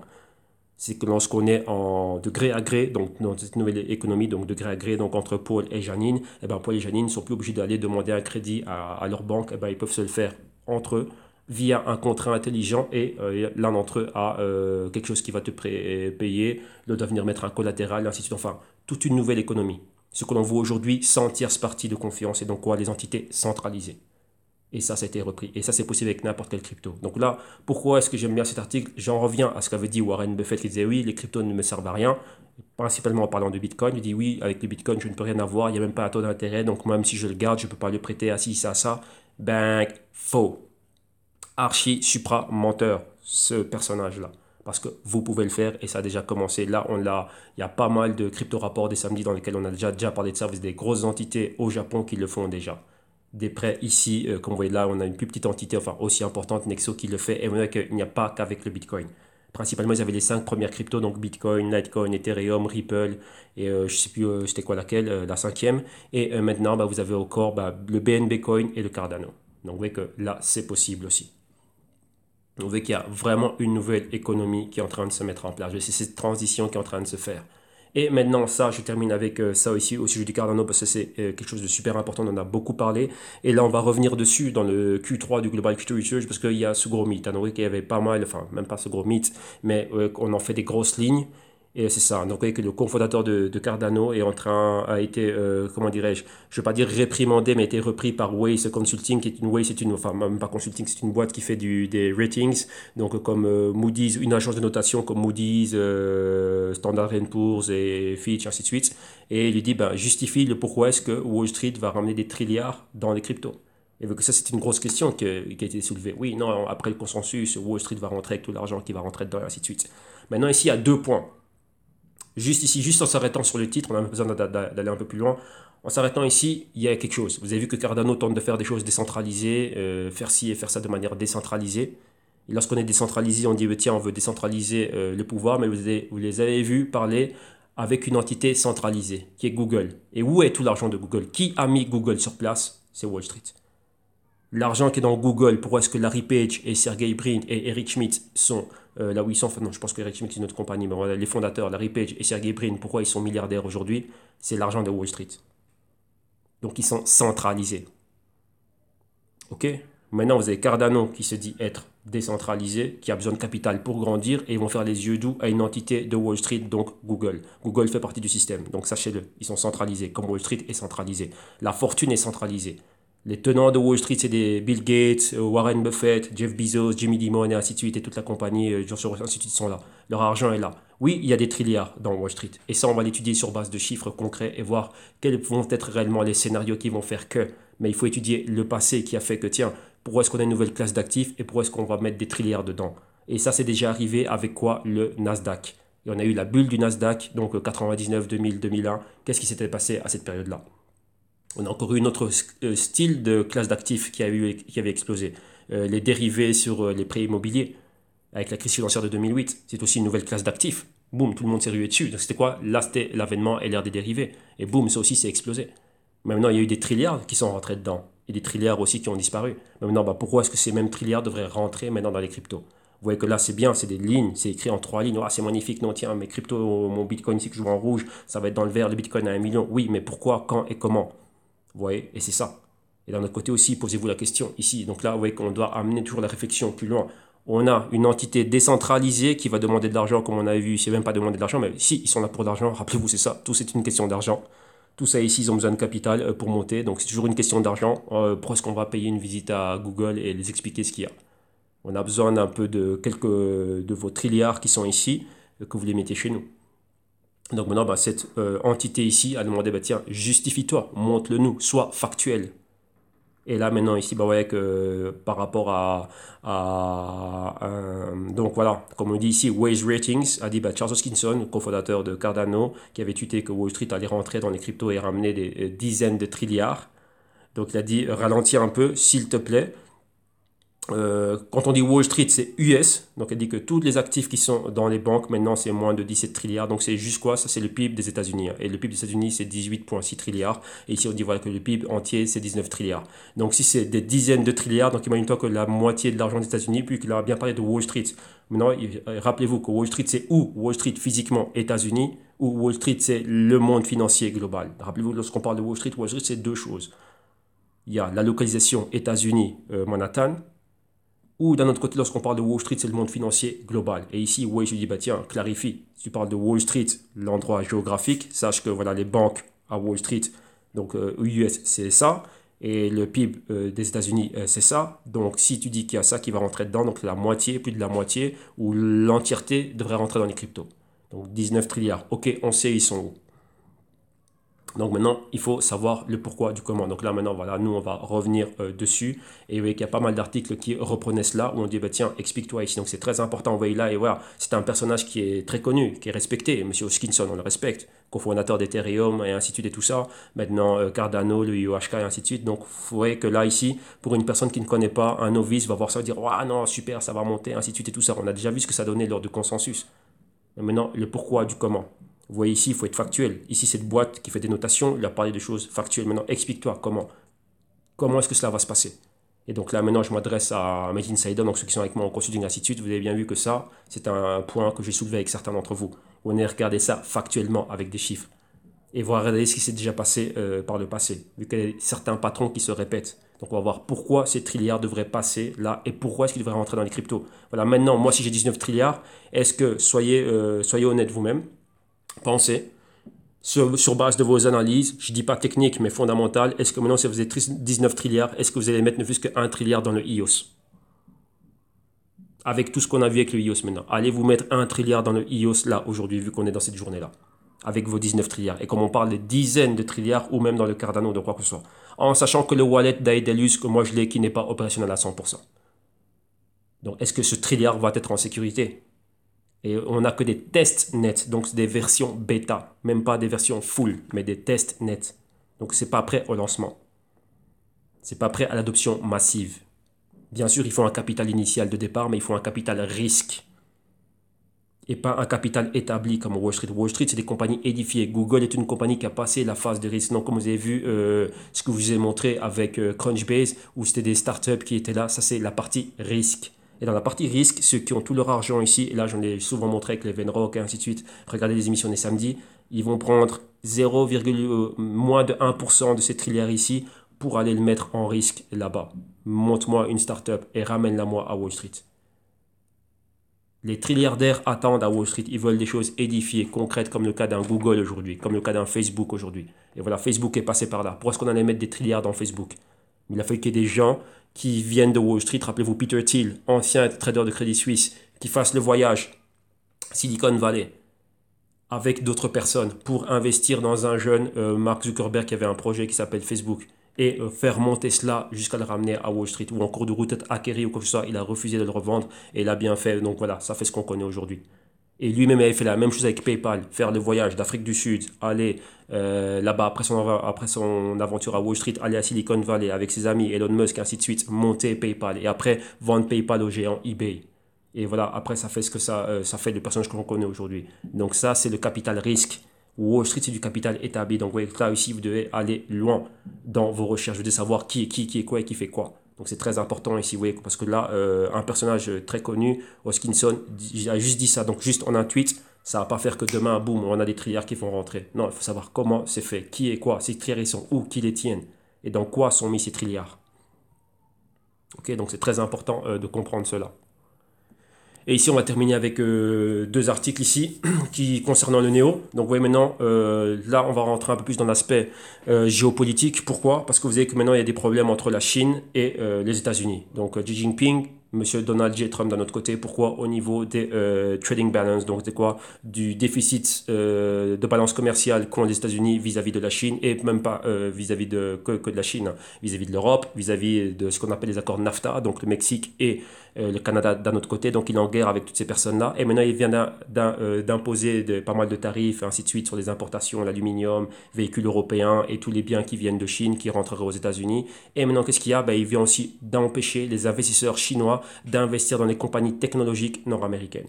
Donc là, toutes les compagnies qui cotisent au New York Stock Exchange, donc je pense à Apple, je pense à d'autres compagnies du Nasdaq, donc à Apple, à Microsoft pour le New York Stock Exchange, pour le Nasdaq, des Amazon, Alibaba, enfin tout ce que vous voulez, même si c'est chinois, mais Alibaba cotise là-bas, des Baidu qui cotisent aussi au Nasdaq, ainsi de suite, et d'autres compagnies, Qualcomm, tout ce que vous voulez, IBM, ainsi de suite, ben, les empêcher d'investir dedans. Donc maintenant, l'investisseur chinois qui, lui, est dans un pays qui a un surplus, donc il a des liquidités en excès, ben, qu'est-ce qu'il fait? Oui, il va aller vers les bons, mais maintenant on dit quoi? Bah tiens, il a une possibilité d'investir dans des ICO, mais des ICO qui viennent quoi? Qui viendraient, qui seraient, on va dire, régulés, qui seraient adoptés, qui seraient OK avec l'État chinois. Rappelez-vous qu'il y a eu un ban sur le Bitcoin et des ICO. Pourquoi? Premièrement, les ICO, il fallait du Bitcoin pour après y aller. Mais si c'était le problème du ban des cryptos en Chine, Neo, Quantum et Tron, comme vous le voyez ici, n'existeraient pas. Donc rappelez-vous, je me répète, s'il y aurait un ban réellement sur les cryptos en Chine, Neo, Quantum et Tron n'existaient pas. Et j'ai rencontré l'équipe de Tron et on leur a posé la question en live, en direct. Ok? Donc ça, il faut le savoir. Et je répète, s'il y aurait un ban des cryptos en Chine, Neo, Quantum et Tron n'existeraient pas. Donc il y avait un problème, c'était avec Bitcoin et les ICO. Pourquoi arriver à une ICO, il fallait passer par du Bitcoin? Et donc là, ça c'était la chaîne. Donc ça, c'était les deux choses qui sont faites. Maintenant, Neo, Quantum et Tron sont des cryptos qui permettent quoi? Qui sont des blockchains aussi qui permettent la création d'applications décentralisées. Et ça peut être fait par quoi? Via une ICO. Donc il pourrait y avoir des ICO qui seraient régulés en accord avec le gouvernement chinois et la PBOC, donc la Banque centrale chinoise. Et donc maintenant, ça, ce serait l'alternative des investisseurs chinois, de ne pas pouvoir investir leur surplus dans des compagnies internationales, donc maintenant repenser local et dans des nouveaux business models en prenant le risque à travers des ICO, mais de manière régulée. Qu'est-ce que ça veut dire réguler? Réguler, pensez juste à réguler comme étant qu'il y ait une sauvegarde, une protection de l'investisseur. Principalement, lorsque c'est régulé, c'est pensé pour le petit investisseur. Les gros investisseurs, ils ont toujours leur capital qui est assuré. Dans d'autres mécanismes, mais bon, ici, ce n'est pas la question. Donc ici, vous voyez que là, ce serait leur alternative. Donc rappelez-vous, il y a toujours un aspect aussi géopolitique ici, et ici, on y est. OK? Donc voilà. Et maintenant, bon, on va terminer ici avec ce qu'on avait vu au début. Rainer de CNBC Africa, bah, qui disait, bah, tiens, lui, il était baissier dans le Bitcoin, dans ce qu'on a vu maintenant. Donc là, c'était quand le Bitcoin était à 11 000, 10 000. C'est une émission qui a fait à pas mal de temps, où on voit que ça s'abaisse. Donc j'avais partagé ça avec vous ici lors des émissions des samedis, donc regardez-les. Et d'un autre côté, bah, lui était haussier, comme on l'a déjà vu sur le Cardano, et ici, bah, dans ce cas-ci, dans le Neo. Donc maintenant, vous voyez que ça pourrait être l'un des catalyseurs, et on va voir ce qu'il y a. Donc maintenant aussi, on va voir, bah, tiens, est-ce qu'il va y avoir une séparation géographique? Qu'est-ce que ça veut dire? Si maintenant, bah, tiens, l'écosystème crypto peut être baissier, mais on sait que tout le volume vient d'Asie. Maintenant, là, en Asie, qu'est-ce que les investisseurs asiatiques, et principalement les Chinois, vont favoriser comme crypto? Donc là, il y a certaines choses qu'on va voir, et on va voir maintenant, bah, tiens, qu'est-ce qui va se passer? Ok, donc là, voilà. Donc ça, c'est tout pour les news d'aujourd'hui. Donc un grand merci à mon équipe de Bloomberg Intelligence. Et maintenant, on va regarder ce qui est technique. Et on va commenter réellement ce que l'on voit ici. Donc vous voyez qu'il y a pas mal de choses, mais il faut savoir ce qui se passe avec vos cryptos favorites et ce qui se passe dans le monde. Ça c'est ultra important. Le trading, ça commence toujours à partir de là et non ce qui est au niveau des graphiques. Graphiques, c'est comment ça cotise aujourd'hui sur base de ce que l'on a vu. Ici au niveau des news, bah, on se dit, bah, tiens, est-ce qu'on va augmenter ou diminuer notre exposition? Maintenant sur base de ça, bah, tiens, quels sont les meilleurs niveaux pour pouvoir rentrer selon ce que l'on voit? Parce que ça ici, on voit un consensus, c'est un consensus là quand vous regardez le prix. Entre quoi les acheteurs et les vendeurs. Maintenant, on est où? Qui c'est qui est en train de dominer? C'est qui a la main forte sur ce marché? Pour le moment, c'est baissier. Donc, ce sont les vendeurs. Et là, on le voit à quoi? On prend le Bitcoin comme indicateur. On regarde ça au niveau journalier. Rappelez-vous, on parlait de quoi? D'interaction avec les moyennes mobiles. Donc là, pour faire court et pouvoir regarder les cryptos du jour, vu qu'on en a pas mal à regarder aujourd'hui, ben, qu'est-ce qu'on a? Rappelez-vous la baisse de laquelle on parlait. Et on parlait d'une interaction avec les moyennes mobiles. 7 jours, 15 jours, 21 jours, et vous voyez que là, c'est fait. Maintenant, qu'est-ce qu'on a? Vous voyez qu'on a P. P, c'est quoi? P, c'est qu'il y a un pattern. Donc, pattern, c'est quoi? C'est qu'il y a un patron. Et on a un patron de quoi? Vous voyez le même patron que l'on a ici, c'est ce qu'on avait vu là. Donc, on n'a pas eu une continuité au niveau de la hausse. On se disait que tiens, une fois qu'on avait atteint ces niveaux-là, regardez bien, on a eu quoi? Une entrée de vendeur pile poil au 6350, là où on a eu quoi? Une interaction avec cette moyenne mobile ici. On allait un peu plus haut, donc c'est quoi? C'est un bullish trap, donc c'est quoi? Un piège haussier, donc faire croire qu'on va aller plus haut et directement quoi? Les vendeurs sont rentrés et maintenant on est à cheval sur deux moyennes mobiles. Donc maintenant vous voyez que le patron qu'on a vu ici, là et là, à chaque fois qu'on a vu, pourtant ici et là, dès qu'on a des interactions avec les moyennes mobiles, principalement 7 jours, 15 jours et 21 jours, patron de retournement et retourne à la baisse. Et ici, vous voyez qu'on commence à l'avoir. Mais on peut rester pendant un certain temps horizontal. Vous voyez qu'ici, si on arrive à perforer les 6300 et qu'on a une continuité, chose qu'on n'a pas vue à cette bougie verte, on aura une continuité vers les 7000. 7150 exactement ici. Là, chose qui n'est pas arrivée. Et ici, vous le voyez, donc là, on avait laissé le Fibonacci ici pour montrer quoi? Le positionnement au niveau des shorts. Donc, positionnement ici au niveau des shorts, c'est quoi? On avait assumé, bon, d'après ce que l'on voit ici, l'entrée des shorts, vous voyez ici, c'est longue mèche, c'est l'entrée des vendeurs. Après ce mouvement haussier, l'entrée des vendeurs ici, 100% de notre mouvement là. Pourquoi? Ici, c'est un retour des acheteurs ici. On voit qu'ils sont venus, comment dirais-je, équilibrer. Donc, vous voyez, c'est quoi? Stopper l'hémorragie à ce niveau-là. Lorsqu'on était en dessous des 6000. Vous voyez qu'on a un mouvement horizontal. On est revenu contester les 50% de cette bougie. Au niveau du retracement de Fibonacci, c'était entre les 50% de retracement et les 61% de retracement. Zone, on avait les moyennes mobiles. On est dedans et maintenant, vous voyez qu'on a des inside day candles. Donc, c'est quoi? Des mouvements horizontaux. Et là, vous voyez qu'on a un patron. Maintenant, on a quoi? Un bearish pattern. Donc, c'est quoi? Un patron baissier maintenant. Pourquoi? Tweezer top ici. C'est-à-dire quoi? Ancien support, résistance. À ce niveau-là, quoi? Boum, les vendeurs sont rentrés. Longue mèche nous indique ici une rentrée de vendeurs. Et voilà, une semaine, 2 semaines. Ça rentre de manière timide. Là, on a des doji ici. Mais c'est quoi? On a probablement quoi? Encore un mouvement baissier. Vous voyez comme on le voit souvent. Notre fameux point A, point B dans toute cette région, point C et après avoir le point D. Donc un nouveau canal ici. Vous voyez qu'on respecte les bas. Ici, on respecte les hauts dans ce canal. Et donc maintenant, on va aller vers un bas plus bas. Si ce patron se respecte. Et si ce n'est pas le cas, on doit avoir une continuité ici et revenir au niveau des 7000 et voir si on peut pulvériser les 7000. Ok, donc ça c'est le Bitcoin ici, donc on a pris comme indicateur, donc là on voit maintenant ce qu'il y a à ce niveau-là. Maintenant ce qu'on va faire c'est quoi? C'est qu'on va regarder les cryptos du jour, on va retourner à notre preset weekly et on va prendre les dernières minutes pour résumer la situation actuelle, regarder cela par rapport à ce que nous on avait analysé les semaines antérieures, où on en est aujourd'hui et notre perspective pour les semaines à venir. Okay, donc à court et moyen terme sur base weekly. Donc d'ici à la semaine prochaine, qu'est-ce qu'on va voir? Et vous voyez que là, par rapport au Bitcoin, ce qu'on s'attendait à voir exactement, ce mouvement horizontal, bon, on l'a vu au début au niveau de la market cap, on le voit ici, on s'attendait à atteindre ces zones de moyenne mobile, et bon, on est dedans. Donc maintenant, attention à ce qui va venir. Donc ici, c'est la continuité de la baisse si le patron de retournement se confirme. Hop là.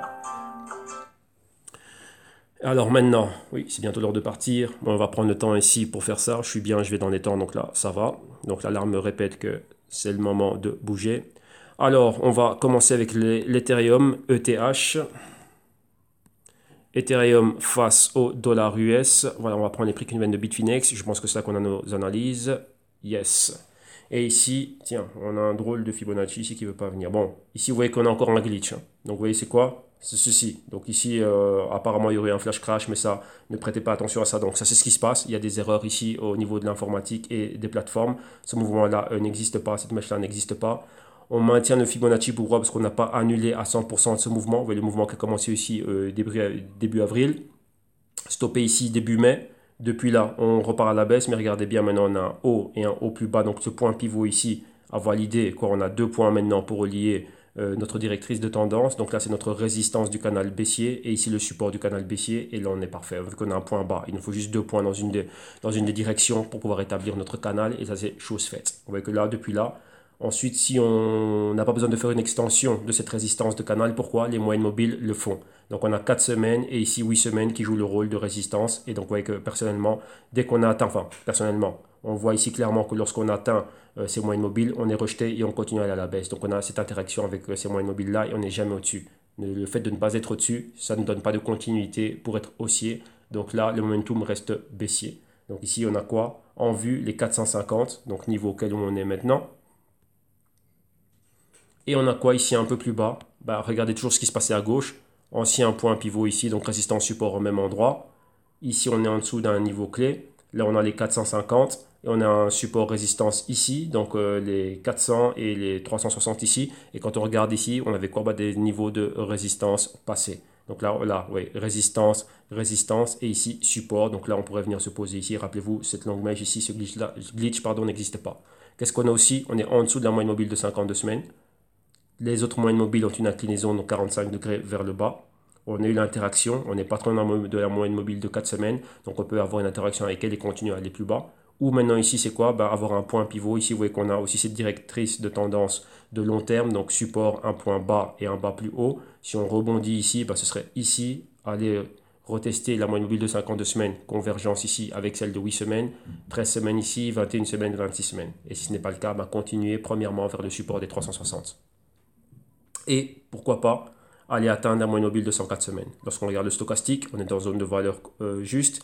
On pénètre juste avec le pourcentage K au-dessus du marqueur 50 du stochastique. Donc maintenant avec divergence, on s'attend à voir quoi? Une remontée, mais avec les deux moyennes mobiles du stochastique au-dessus de la zone d'achat, donc du marqueur des 50. Donc pour le moment, on est là, indécision. On va voir si réellement on fait demi-tour. Donc voilà. Continuons ici. Maintenant, on va aller à quoi? On va regarder directement le Zilliqa.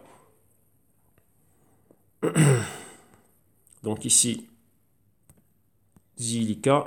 Je crois que c'est le ZIL face au USD. Je crois que c'est ça leur truc. Non, qu'est-ce qu'il me met lui? USDD. USD, yes. On va prendre les une veine de synthétique. Voilà. Et ici, on y est. Et donc là, on voit bien qu'on avait un support ici aux 3 cents. Vous voyez que maintenant, on est plus haut que ce niveau-là. On avait un point pivot ici, et on est pile poil dessus, et on a un patron ici de retournement. Donc avec la baisse, doji ici, un autre doji d'indécision. Ici, qu'est-ce que l'on voit ici? Ouais, la forte baisse du mois de mai et la hausse du mois d'avril, reflétée ici, hausse du mois d'avril, baisse du mois de mai. Vous voyez ici, on a baissé par palier, donc un escalier baissier. Mais le patron qu'on a ici ressemble fortement au patron qu'on a là. Si on va plus bas, on a quoi? On a le niveau des 4 cents. Donc là, si on va plus bas, ça va être l'occasion pour moi, je dis bien pour moi, d'accumuler encore plus bas. Et si on fait demi-tour, ce que j'ai accumulé dans les points de baisse ici, on fait demi-tour et on va à la hausse. Donc ici, il y a pas mal de choses qu'on est en train de voir. Donc ici, il faut rester serein. Pourquoi? On a ceci. Attendez, on va changer de couleur. J'aime pas trop cette couleur-là. On va prendre, voilà, celle-là. On a support ici, on voit les 4 cents. On a une zone de bas, on avait la résistance ici, boum, on est là. Lorsqu'on avait ce point pivot sur base de ce bas, on s'attendait à voir ça. Et vous voyez que là, c'est la moyenne mobile de 8 semaines. Si on traçait la parallèle avec les hauts qu'on avait, ça nous donnait quelque chose comme ceci. Donc vous voyez qu'on avait là, on s'attendait à quoi? Ici, rebondir, aller plus haut. Donc rappelez-vous le A, le B, le point C ici, qui était annulé pour aller vers un D là. Donc ça, on n'a pas vu. Maintenant, qu'est-ce qu'on a? On retrace ce que l'on avait ici. On retrace là le point pivot ici, résistance. Maintenant, c'est un support ici. Ça n'a pas existé ici au niveau du point C. Rappelez-vous, on a toujours notre A ici, on a toujours notre point B. Maintenant, on a ce niveau-là. Maintenant, il y a un point d'interrogation. Si ça, c'est notre niveau C, on a un canal qui a une autre amplitude. Si on trace maintenant la parallèle, ça nous donne quelque chose comme ceci. Donc là, j'ai mon A, mon B, mon C et boum, un D ici. Donc maintenant, ici, il faut voir si ça va être une zone de point pivot. Voir si la convergence ici va se transformer en une future divergence et si on va aller de l'autre côté et si ce patron se valide. Si ce patron ne se valide pas, donc ça, si ce n'est pas mon point C, on pourrait recontinuer et on a déjà une target ici, c'est descendre aux 4 cents. Donc là, après, c'est réévaluer notre positionnement, de dire, tiens, ici, ça baisse, mais ça baisse, tout l'écosystème est en train de baisser, ici, c'est quoi? Ça va, c'est moins cher, j'ai l'occasion d'en acheter encore plus. Moi, je vois le potentiel, je crois dans le potentiel, rappelez-vous, moi, j'ai fait une migration de quoi? J'ai fait un trade ici. Mon trade à moi, c'était EOS Sell, et d'un autre côté, le capital qui était vendu ici, c'était quoi? Buy le Zilliqa. Donc lui, ici au niveau fondamental, qui n'arrange pas ce qu'il a à faire, celui-ci, je me plais au niveau fondamental et au niveau de ce que la compagnie est en train de faire, les catalyseurs sont bons. Donc voilà, pour moi, c'est juste un transfert. Et ils sont dans la même catégorie. Donc maintenant, EOS a intérêt, s'ils veulent regagner un peu de mon capital, voilà, c'est pas le même que celui de Warren Buffett, mais bon, c'est assez pour moi. Et là, c'est quoi? Ils doivent me démontrer que leur proof of stake, 1, ça fonctionne mieux. 2, qu'ils ont résolu le problème de gouvernance. 3, que les blocs, c'est bien équitable, qu'il y a réellement le souci d'arbitrage qui est réglé. Et que après, que leur plateforme continue à avancer tranquillement. Donc tout simplement, c'est ça. Et qu'on a les projets dans lesquels Novograd sont investis avec les différentes compagnies qu'on a vues, que cela va pouvoir aller de l'avant et ça va pouvoir porter ses fruits. Et là, oui, on va réévaluer notre entrée dedans. enfin, je vais réévaluer mon entrée dedans. Donc là, on a vu JDK. Maintenant, on va continuer. On va aller, justement, on va aller à EOS. Donc JDK, après, je travaillerai le graphique. Vu que moi, j'opère le JDK face au BTC, donc j'opère déjà en Satoshi. Donc là, c'est ça. Alors maintenant, on va regarder ici le EOS par rapport au dollar US. Voilà. Et on va tout justement commenter ce qui se passait ici avec le EOS. Quels étaient les niveaux, qu'est-ce qui se passe, où on en est. Bien sûr, on est bas. Hop là. Ici, qu'est-ce qui se passe ici? Ah ouais, parce qu'on a encore des fameux... Hop là. Il y a des fameux... Il y a des fameux glitches ici.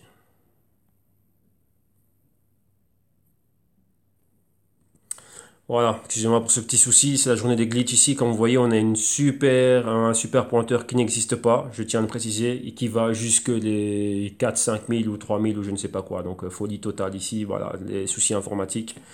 Et voilà, avec quand même Investing est fâché avec iOS, mais bon voilà, Dan Larimer fait le nécessaire, s'il te plaît, parce que là, ici, nous, on ne peut pas analyser correctement ce qui se passe. Donc ici, on voit bien. On va revenir ici avec notre iOS. On a quoi? Notre canal haussier. Donc vous voyez ici la directrice de tendance, donc le support, avec le point A et le ABCD n'existe plus, hein, celui-là. Donc là, on ne peut pas le maintenir. Vu que quoi? Ça n'a pas été validé ici. Vous voyez, on s'attendait à avoir un point C ici. Donc vous voyez là où j'ai mis le A, B, C, on s'attendait à avoir un point C là, ça n'existe pas. On a un bas ici, donc depuis les hauts qu'on avait fait, rappelez-vous, on avait fait un haut plus haut ici avec toute cette hausse du mois d'avril. Donc vous voyez le buzz avant le lancement, et le lancement on l'a marqué ici. Vous voyez qu'on avait atteint un haut des 23 dollars qui était plus haut que les 19,50 qu'on avait fait. Et depuis là, baisse. Rappelez-vous, je parlais déjà de la baisse ici par rapport à quoi? L'extension qu'on avait par rapport au moyen mobile, et on était vraiment en train de faire un A, B, C, D, mais ça c'était ultra spéculatif. Donc je parlais déjà de quoi? Sortir du iOS, ça c'est moi personnellement, plus quoi? Un short. Dès qu'on avait vu ça, on a laissé cette bougie là qui nous a marqué ça. Short, déjà mon short du IO, c'était short à 18 dollars pour aller ici vers quoi? Atteindre déjà numéro un la zone des points pivots ici, donc des anciennes résistances là. Et principalement, c'était quoi? Aller jusqu'aux 10 dollars. Donc vous voyez que là, on y est. Donc c'est ce mouvement là. On y est arrivé et rappelez-vous, j'avais commenté ce short, que j'ai dû avorter le short avant le temps. Pourquoi?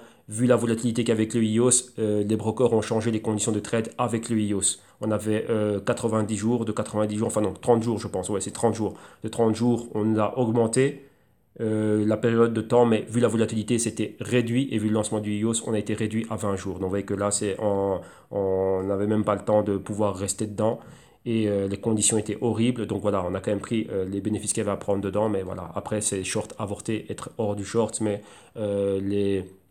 toute la méthodologie, voilà, le scénario qui avait été mis sur place, voilà, comme on le voit ici, il était validé. Donc là, c'était parfait à ce niveau-là.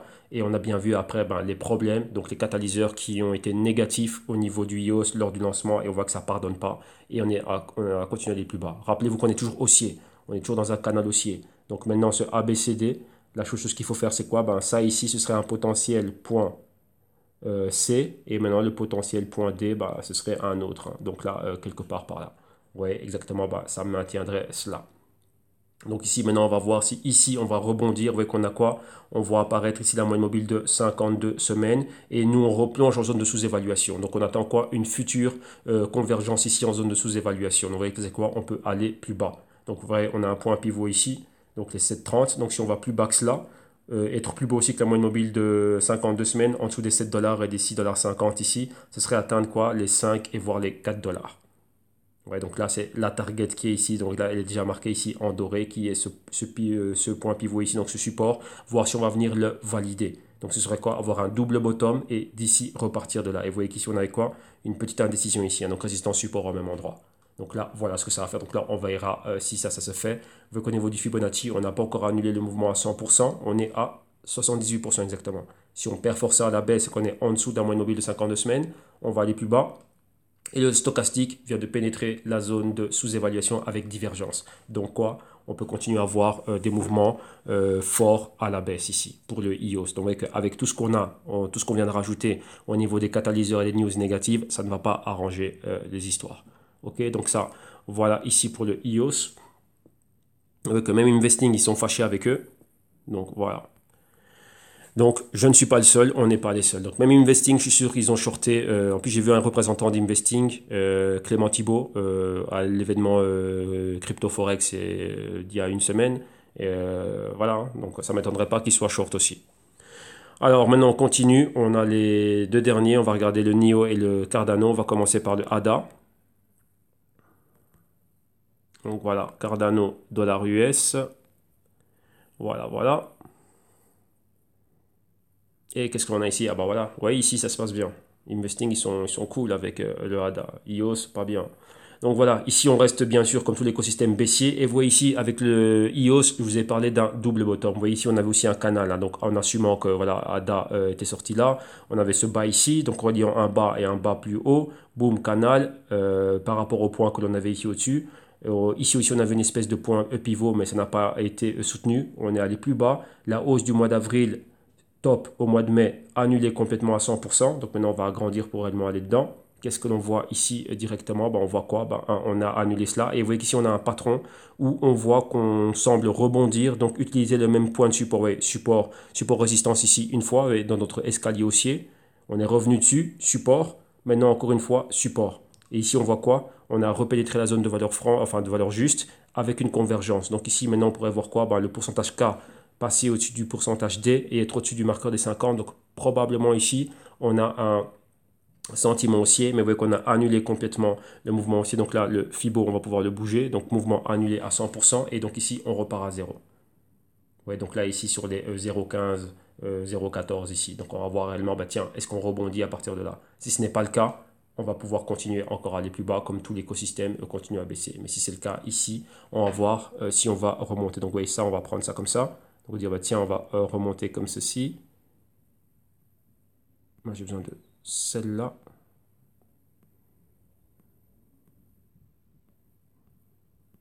Non, me laisse pas la voir, soit c'est pas grave. Voilà. Et de là, voir si ici, on va pouvoir rebondir et revenir premièrement ici à ce niveau de résistance. Vous voyez, résistance là, point pivot ici, et là aussi point pivot là. Donc, voir si on peut atteindre ces niveaux-là. Mais ici, c'est quoi? Pour moi, c'est encore une autre opportunité d'accumuler du ADA. Tout simplement, c'est ça. Là, dans toute cette baisse ici, c'était une phase d'accumulation. J'ai continué à accumuler. C'était une deuxième opportunité. Donc là, maintenant, si on fait demi-tour et qu'on arrive à perforer ces niveaux-là, ça peut être parti. Pour le moment, on est toujours en train de faire le bas de la tasse. Vous voyez, on a une zone plus basse ici. Et là, on est réellement plus haut. Mais donc là, ça continue. Ok, donc là, il n'y a pas grand-chose à commenter. Et on va finir avec Neo. Voilà. Néo aussi, de quel on en parle. On dit, tiens, avec Néo, tout le bien qui est en train de se passer. Maintenant, vous avez vu aussi ce qui se passe au niveau géopolitique. Que maintenant, tiens, si on ne peut plus investir dans ce qui est US, tiens, on va revenir investir chez nous. Et là, rappelez-vous que toutes ces cryptos, même le Cardano aussi et le EOS, ils sont basés en Chine, mais à Hong Kong. Donc là, c'est pareil. Donc là, c'est quoi? Tiens, si on ne peut pas investir là-bas, on ne peut pas nous empêcher d'investir dans des ICO à Hong Kong, Singapour ou quoi que ce soit, ou dans ces compagnies-là, ou bien acheter leurs jetons. Donc là, vous voyez que c'est une possibilité pour les investisseurs chinois maintenant qui ne peuvent plus investir dans tout ce qui est Nasdaq et New York Stock Exchange, American Stock Exchange, et ainsi de suite. Donc voilà, là, ils ont ça. Donc, attendez, ici, on va faire quoi?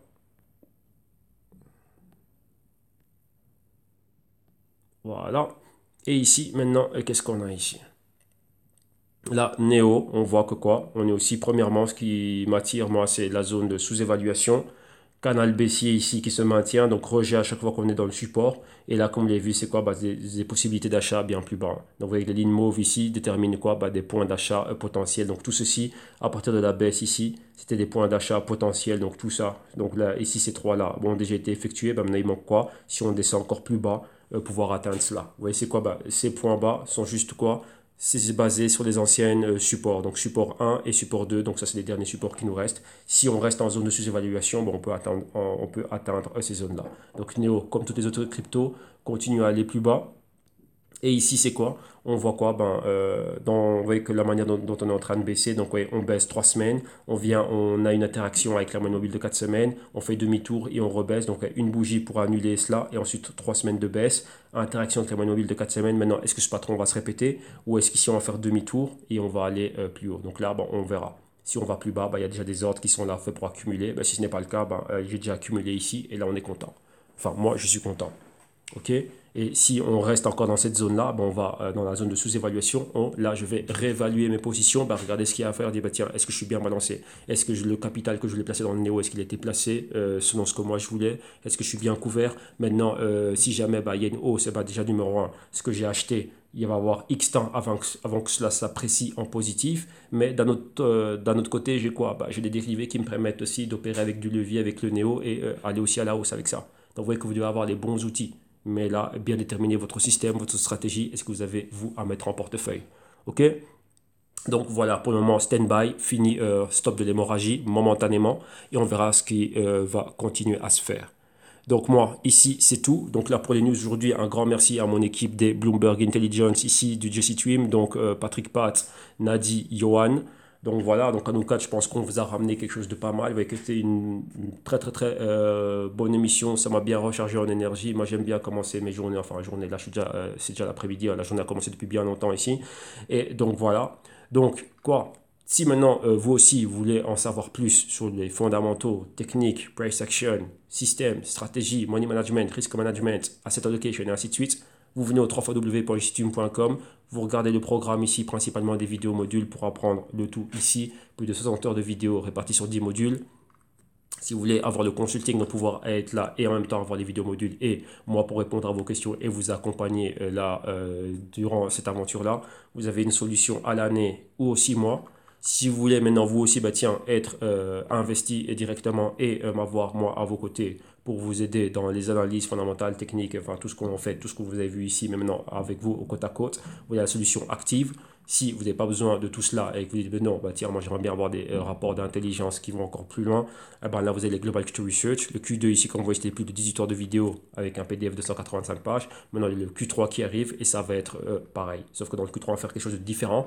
On va aller plutôt dans tout ce qui est la génération d'idées, vu que je vois que c'est là où beaucoup de personnes bloquent. Pourquoi? Lorsqu'on voit 1600 crypto, bah, qu'est-ce qu'on fait? On fait ci, on fait ça. Et c'est quoi les catégories? Et qu'est-ce qu'il y a? Bah, voilà, comment mettre cela sur pied et des points clés qu'on doit regarder. Et vous voyez qu'on doit faire un tout avec ce qui se passe. Donc, c'est global macroéconomique, c'est géostratégique, géopolitique à un certain degré, savoir ce qui se passe au niveau des devises, au niveau de la transition. Rappelez-vous, on a vu Charles Hoskinson qui parlait des trilliards. Ben, ces trilliards, ils sont où? Et pourquoi ces trilliards devraient rentrer ici? Est-ce qu'historiquement, ça s'est déjà passé? Qu'est-ce qui se passe? Pourquoi est-ce qu'on a des migrations entre les différentes classes d'actifs? Vu qu'ici, on parle d'actifs de stock market, il va parler de Wall Street, et qui devrait sortir de Wall Street, donc rente variable, pour rentrer dans un autre actif à risque de rente variable. Donc pourquoi? Comment? Qu'est-ce qui se passe? Pourquoi est-ce que les investisseurs n'iraient pas vers autre chose? Ouais, bah c'est ça qu'on va déterminer ici dans ce Q3. Donc ça va être super super intéressant. Donc vous allez avoir quoi? De quoi vous occuper durant vos traités entre deux cocktails, entre deux baignades à la plage et entre deux sessions de bronzette. Ok? Donc voilà, bien évidemment les consultings à la carte et modalité de paiement via PayPal, plateforme de paiement sécurisée, crypto paiement et aussi ici via la boutique en ligne. Le lien vous l'avez ici. Ticktail et là vous avez accès au même service, aux mêmes solutions, aux tarifs que vous voyez affichés ici à l'écran. Donc voilà, c'est tout pour moi. Maintenant, je vais continuer la journée. On a encore plus de choses à faire ici. Ce n'est pas fini. Nous, l'argent ne dort pas. L'argent va juste prendre quoi? Un petit truc à manger, changer d'habit et va aller continuer ce qu'il a à faire. Ok, donc voilà, un grand merci à vous tous, un grand merci à mon équipe d'intelligence et ici, ben, merci à tous ceux qui soutiennent le canal. Donc aujourd'hui, c'était notre journée Neo, Zilliqa, Cardano, Ethereum et EOS. Donc là, c'est une journée très très très lourde. Donc vous l'avez déjà vu, on a 1h20 ici. Donc là, bah, c'était lourd, on a vu ce qu'on voulait voir et encore, on en avait encore plus, mais j'ai condensé le tout. Donc là, le reste, vous l'aurez en description de vidéo. Donc vous passez une excellente semaine, excellent début de semaine. Ben, pour ceux qui sont en vacances, ben, commencez bien les vacances. Et ben, on se retrouve demain mardi pour la journée des Privacy Coins. Excellent après-midi à tous. Merci. Bye bye.